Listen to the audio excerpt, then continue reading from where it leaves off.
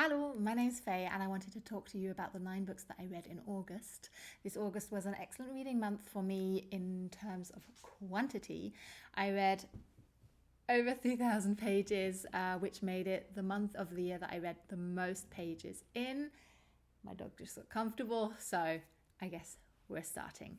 I'll go in chronological order. I read The Seep by Chana Porter first in August, and unfortunately I didn't like it as much as I was hoping. The premise is very cool.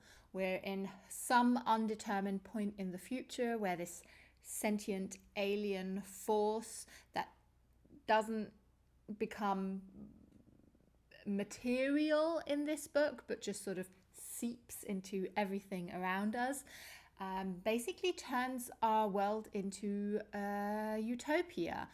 Climate crisis doesn't exist anymore, wars don't exist anymore, racism doesn't exist anymore, and it doesn't make sense for it to exist because anyone can be and do whatever they want.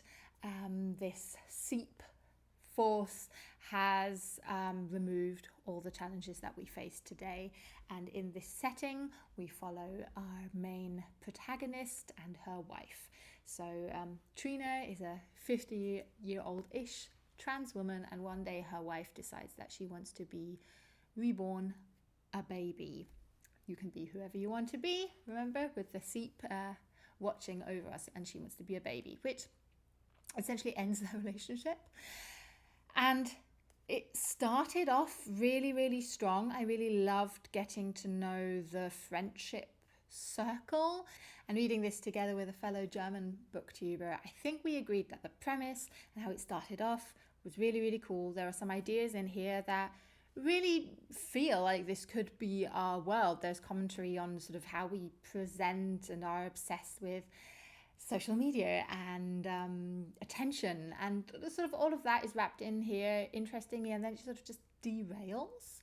Sort of at the halfway point, Trina goes on this sort of road trip vendetta, and that just doesn't work anymore, and the ending is confusing in a not satisfying way. So yeah, unfortunately, let me just check how I ended up rating this.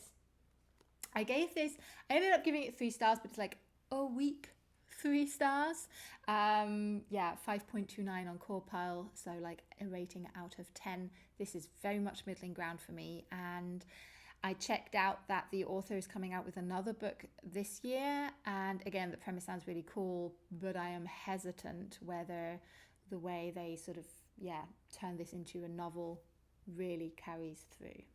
I also read the third in the Bethound series, The Winners by Fredrik Backman. I won't be able to tell you too much about this because this is the ending of the trilogy in this Swedish novel. I have the translated copy. We follow a collection of people living in the small town Beartown and Head, the neighbouring rivalry small town, and basically how their local hockey teams really fight each other and thus become this sort of almost symbolic army fighting the differences of the people in these towns. The first book in the series starts off with a sexual assault happening to a girl from one of the hockey players, and people pick sides.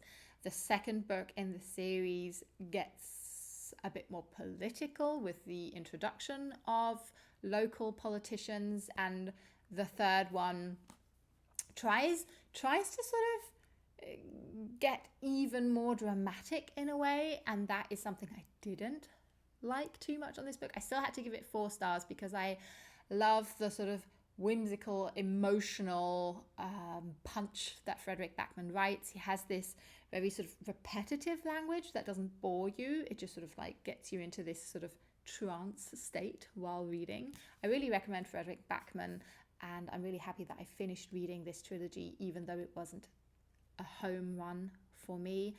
There are some new characters introduced in the third book that I think really work. There is a sort of main storyline that leads to the dramatic finale, which unfortunately didn't work for me. And I even felt like with him wanting to introduce that storyline, it felt like he was trying to find something even worse than the crime that's committed in the first book. And I thought that was unnecessary and maybe even took a little bit of power away from that storyline. And yeah, I think he got a bit confused who his central characters were in this one. I felt a bit played, emotionally played, but I guess Fredrik Backman also knows how to do that, so he will. Let me know what you thought of the conclusion of the trilogy if you've read it, and if you haven't, I guess you still have to if you started the series. I am not someone who completes series very often, but I wanted to finish the Beartown trilogy. Next, I listened to 2 audiobooks. I finished listening to I'm Glad My Mum Died by Jennette McCurdy within a day. It's not too long, and it is very pacey. This memoir that I feel like has been very, very popular since it was published, I want to say 2 years ago. Follows her childhood stardom. She's not someone I knew or followed, but I guess the whole iCarly world just is one that I'm a few years too old for and wasn't that popular in Germany maybe as well. I'm not sure, I might be saying something incorrect here. She writes about the pressure she was under to be a successful kid actor, even though she didn't really want to. It was weird listening to it because really abusive, neglectful things happened to her, especially from her mum. But this is super problematic me saying this, but like I almost felt like I wasn't that emotionally on the page with her because I thought it was quite interesting hearing what a sort of child actor goes through and how they're treated and how they work together. I don't know, that there was a weird disconnect for me there. And she gets very emotional towards the end of her memoir. She reads the audiobook herself, and that makes it so incredibly hard to rate a memoir, because I'm not going to rate someone's life, but I will rate the book that I read. And I almost feel like some of the emotionality took away from some of the reflection and possibly also work that she underwent with therapists that could have been just talked about, reflected on to an extent that would have brought the story sort of to the next level. This way it was very much looking back on a really unhappy and then also mentally ill young adulthood, which I feel like is something that almost in a voyeuristic state as a reader one is interested and invested in hearing about. But then having finished the audiobook, I'm sort of left stranded a little bit, and I would have liked to have seen more of a maturing story as she also matures. Does that make sense? I'm not sure. This wasn't a home run for me, and ended up being a 3-star read for me, much like the other audiobook I listened to, 10 Birds That Changed the World by Stephen Moss. I think I would have enjoyed this more had I read it in physical format, because listening to it, it was so dense on information of 10 different types of birds and how they historically, sociologically, geographically changed our world in some sense, that listening to it on audio as I was doing chores or just walking around, cleaning up stuff in the flat, I felt like I lost my train of thought ever so often. So now, even though I only read that in the past month, I feel like I can actually regurgitate quite little information on the different kinds of birds. If you're an ornithologist I reckon this is a great pick for you, though. The book I saw it in the bookshop a few days back is actually chunkier than I thought. I think it comes in at sort of 400 pages. It was longlisted for the Wainwright Prize, maybe even shortlisted. And the winner will be announced this month in September. So it was a good one to listen to. I maybe slightly regret having listened to it and reading it. I think I would have gotten more out of it. Next, we have 3 wolf books that I read in a reading vlog. So if you're interested in my experience as we go, check that one out. This one I liked the least, History of Wolves by Emily Fridlund. I rated sort of 2 stars, which is, I guess, quite harsh. Yeah, if you know that I usually tend to give out 3-4 stars most of the time. In this, we follow 14-year-old Linda, who is just terribly, terribly lonely.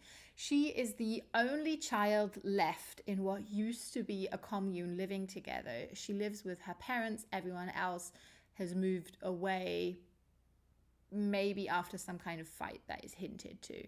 She doesn't have any friends. People think she's sort of the weird girl who lives in that house that housed a cult.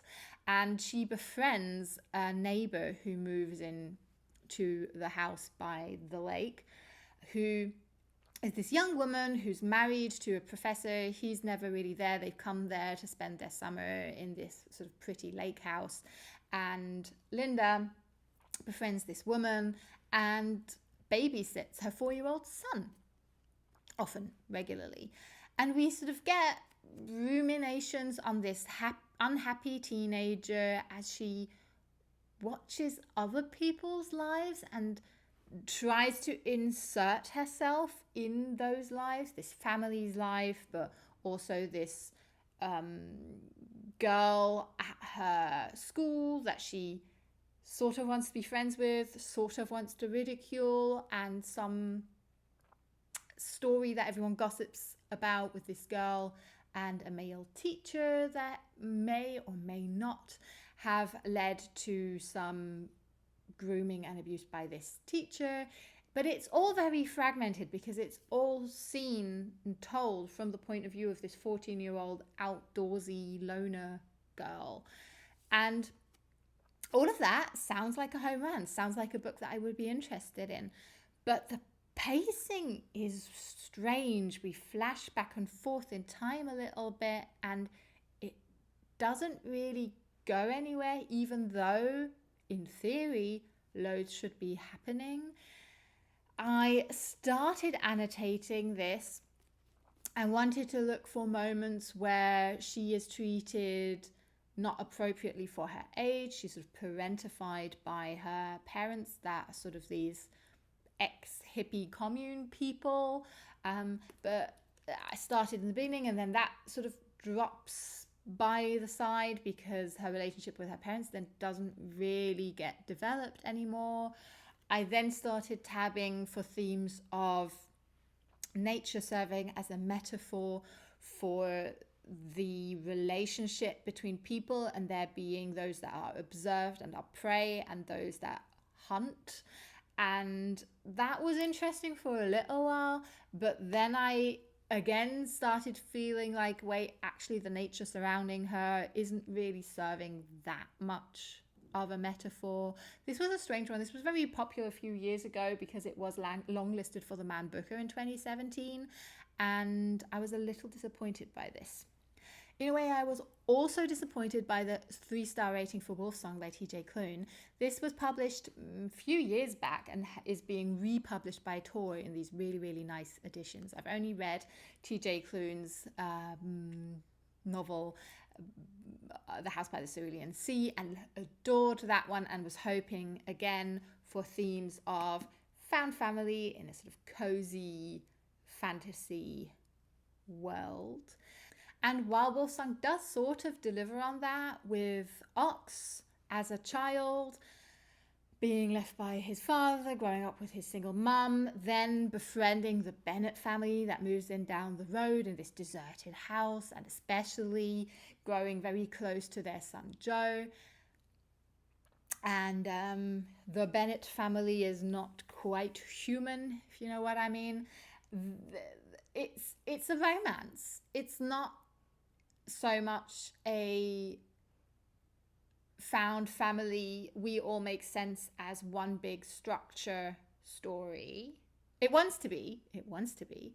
But we're supposed to mainly root for Ox and Joe. And they make sense as a couple, don't get me wrong, but it's all a little bit too cringy, fantasy, werewolf, imprinting, lusty vibes with teenagers for me. I won't be continuing the series. I don't regret reading this because it was a fun time in the holiday, and it's like a chunky book, over 500 pages, but I still think read it in like 3 days or so. It's fun. But I am not hooked enough to continue. I also think as the books go on, I think there's like Raven Song or Blood Song, or I don't know, the books are called something along those lines as it goes on. I think we then center on other characters within this family and the extended network around them, and I'm not that interested, but it was fun. And if you want, we can gush about the characters in this if you've read it. But yeah, only read this if you are okay with a very strong YA tone in your books. My favourite of the 3 wolf books was Once There Were Wolves by Charlotte McConaghy, which I gave 4 stars. In this, we follow Inti, who has grown up in Australia, but also the States, and now working as a biologist. She is tasked with rewilding 3 packs of wolves in Scotland. And the premise was excellent. I tabbed this a lot because there were a lot of themes in this that I found really interesting. Also reading this as a German, wolves also are instrumentalized in sort of more rural areas in Germany for sort of local politics to really amp up people's fears and anxieties, and often actually used as metaphors for just fearing otherness and outsiders, and that's a very fascinating political metaphor in itself. In the book, though, we also get glimpses of that because she faces a lot of backlash from the community, and they are against these wolves being introduced. They fear for their children and their livestock. But it then turns into more of a mystery novel when someone does turn up dead. Inti forms a difficult friendship with the local cop, and that then progressively becomes important for the story. There are then hints towards her and her sister having run from a dark past. All these different strands run together and turn into more of a sort of mystery thriller book, even in tone. The tropes that I'm not going to spoil towards the end, because that would spoil the whole resolution to the crime and what happens, are tropes that I don't enjoy in sort of crime fiction. I don't read a lot of mystery novels on the whole, and had sort of forgotten how propulsive the reading experience can be. So I enjoyed it for that, and I just thought it was a really atmospheric book. Charlotte McConaghy does a really good job, I think, in sort of putting us into the area where this all takes place.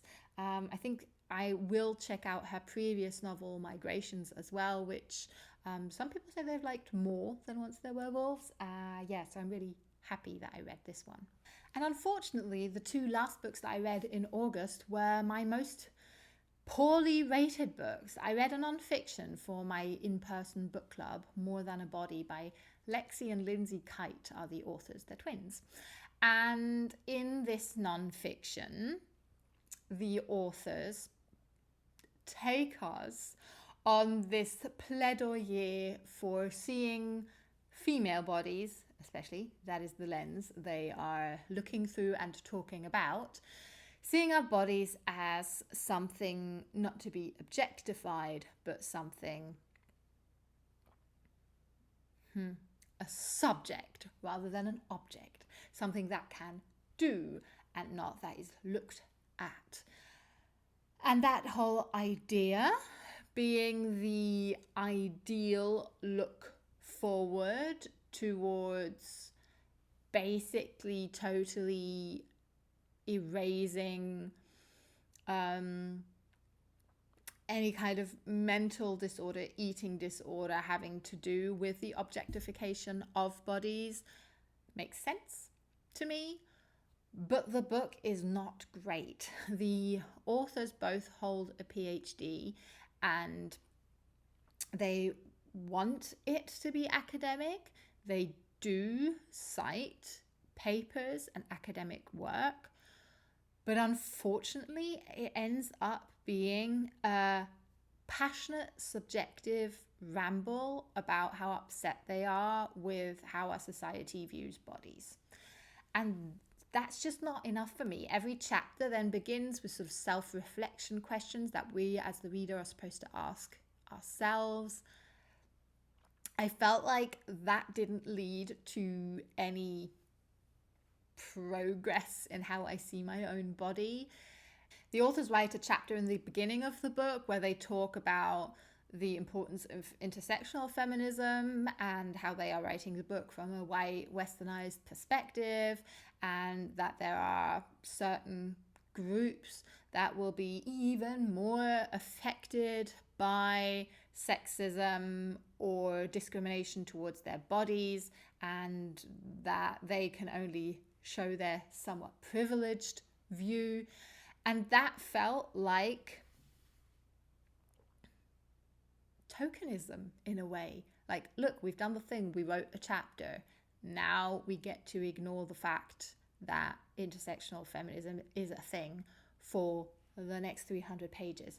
I just thought it was weak. It didn't tell me anything new. Maybe this is a good book to read if you've gone really far down the rabbit hole of being the consumer of a lot of body fixated media and diets and capitalist schemes. I think even though I at times consume them, I do question them already. So I didn't gain much out of this book. And I'm not sure whether I am a good audience for this book either. I started being very critical as I was reading it, and thus only gave it 2 stars. They also at times talk about the need for a more spiritual relationship to your own body. I think I know what they want to get at. Again, the body not being an object, but something you just have a wonderful relationship with. But that is wording that really doesn't work for me. I also at times wondered whether the discussion that they lead can turn into almost a sort of strange ableist perspective, because then they try to talk about how exercising and movement is obviously valid, and it doesn't mean that we have to like stop going to the gym, but we, you know, should like enjoy exercise, enjoy what our body is capable of doing. And I feel like that's then not necessarily replacing something bad for something good if you're going to focus on all these things your body can do. Not every body is able to do the same thing. So again, I feel like they were still looking for some kind of benchmark to judge a body, while I think the main message that bodies should just be like a little less interesting would have maybe been the more fruitful way to go down in this book. Now I'm starting to ramble because I'm trying to think of a way how this book could have been improved, and I'm sure it could have. Maybe also just with editing that would have focused more on sort of academic questions in the field and not so much self-helpy blah blah. I also only really read Scattered All Over the Earth all the way to the end by Yoko Tawada because I read it together with my mum and I wanted to talk to her about it in the end. Again, the premise of this is so cool. Hiruko is a Japanese immigrant living in different Scandinavian countries. She does move within this book and has invented her own pan-Scandinavian language. And she meets Knut, a linguist student, and they then travel to meet someone. My dog's sighing. They then travel to meet someone who is said to also be from Japan. And this sort of linguists road trip I thought was a really, really cool premise. But then it gets mashed up with, I guess, another road trip trope of sort of collecting people along the way. Again, a sort of, a ragtag team of people that are interconnected. And those characters were not fleshed out well. So not well. They meet this cook who is claiming to be someone he is not. People don't seem too upset about him claiming to be someone who he's not. We meet his lover, who has this sort of savior complex, and we don't know anything else about her other than that she fancies him.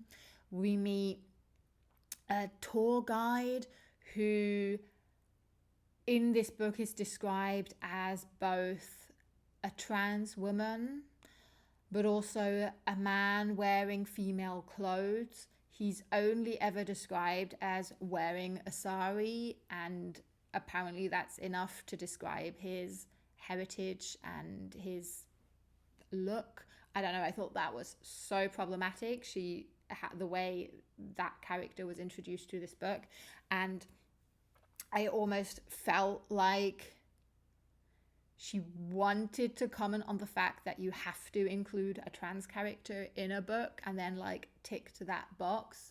But by doing that, I feel like it could be read as incredibly offensive.